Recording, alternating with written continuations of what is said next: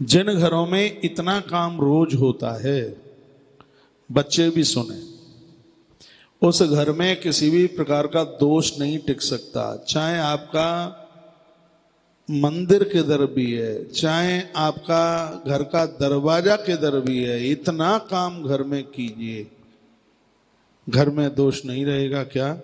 संध्या स्नानम जपो होमो देवतानां च पूजनम आतिथ्यम वैश्वदेवम च सटकर्माणि दिने दिने।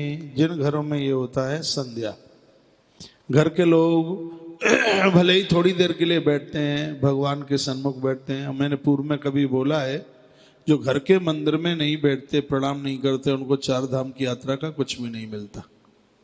संध्या का अर्थ है सुबह शाम दिया जलाइए। और मैं दीपक के ऊपर बहुत बड़ी बातें बोल गया हूं। जिस घर में सुबह शाम भगवान के नाम का दिया जलता है, उस घर में वास्तु दोष नहीं रहता। दूसरी बात, जिस घर में स्त्री पुरुष रोजाना स्नान करते हैं, उस घर में भी वास्तु दोष नहीं रहता। जहां की नारियां स्नान करके ही भोजन बनाती है।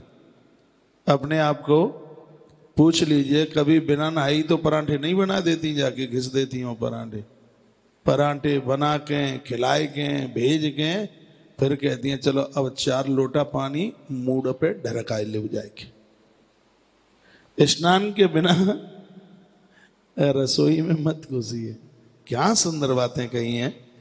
संध्या स्नानम जपो होमो देवता नाम च पूजनम आतिथ्यम वैश्वदेवंच सट कर्माणि दिने दिने।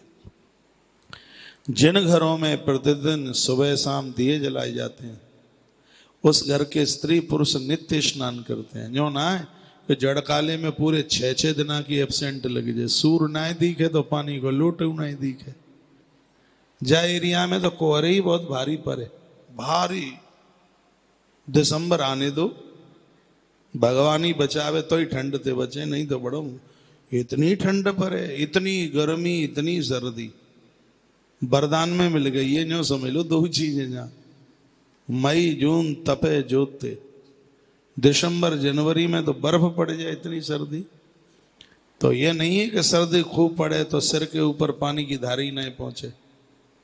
जिन घरों में सुबह शाम दिया जलाया जाता है, जिस घर के लोग नित्य स्नान करते हैं, भले आप 1 माला जपते हैं, नित्य जप करते हैं, भले आप 8 दिन में 15 दिन में होम यज्ञ करते हैं, जिन घरों में हफ्ते में 15 दिन में महीने में 1 बार हवन होता है, यज्ञ होता है, देवता नाम च पूजनम, गैया के कच्चे दूध से जिन घरों में देवताओं को स्नान कराया जाता है, आतिथ्यम, दरवाजे पर आए हुए अतिथि का आदर मान सम्मान, उसको भोजन मिलता है। तो बताया गया है कि ऐसे घर में किसी भी प्रकार का दोष टिकता नहीं है। गैया के कच्चे दूध को जरूर ध्यान में रखना, ये तमाम दोषों को भगा देता है उस घर से। इसका इतना बड़ा प्रभाव है। जो सोचते हैं कि हमारे घर में कलह है, पितृ दोष है और पता नहीं कौन कौन से दोष है। आजकल तो ज्योतिषी और भी कहते हैं चांडाल दोष है। एक चांडाल दोष और होता है। चांडाल दोष क्या है? ये बड़ा खतरनाक है ये दोष। बहुत सी बातें तो ऐसी भय होता है बोलने में, लाज लगती है। चांडाल दोष है वो। ऊंचे वर्ण की बेटी, नीचे वर्ण का बर, इन दोनों के माध्यम से जन्म लेने वाली औलाद नारायण पुराण के अंतर्गत उसे चांडाल कहा गया। तो दोष लगता है घर में, उसको चांडाल दोष कहते हैं। खूब गलो फार फार के चिल्लाओ, ना ही सुनो तो मत सुनो, तो जोर लगा रहे हैं। आज की संतान को बचा लो, कैसे भी बच सके तो बचा लो। फिर जन्मपत्री ले लेके घूमो के घर में जी कमी है, वो कमी है। कछु कमी ना कमी है भाई कपार की। हाँ, ये कपार इतनो बिगड़ो है, लट्ठन के काम करे ये कपार। इतना दुख होता है, इतनी पीड़ा होती है। वो सिगरेट देखत देखत भाई है? पता नहीं क्या हो गया। ये सब पाताल में होना चाहिए था, वो यहां हो रहा है। पाताल यानी जहां आज ये अमेरिका है, ये सब पाताल लोक है। ये आज कोई बच्चा पूछ रहा था, महाराज जी वो हिरण्यकश्यप की जन्मभूमि कहाँ है? मैंने कहा अमेरिका। हाँ, एक बच्चा बोल रहा था। मैंने कहा अमेरिका? मैंने कहा अमेरिका में कैसे? कहा बेटा पाताल लोक।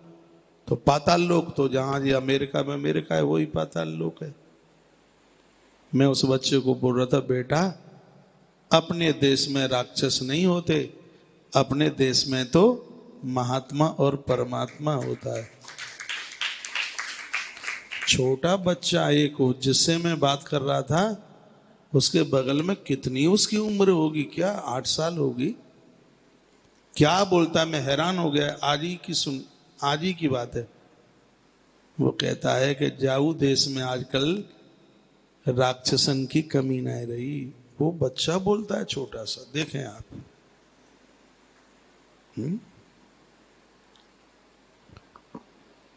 तो घर बना लें ईंट पत्थरों से, क्या है? घर में रहने वाले इंसान चरित्रवान हो, धैर्यवान हो, ऊर्जावान हो।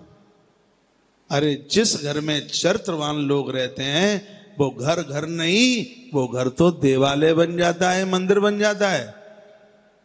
हाँ, जिसमें चरित्रवान लोग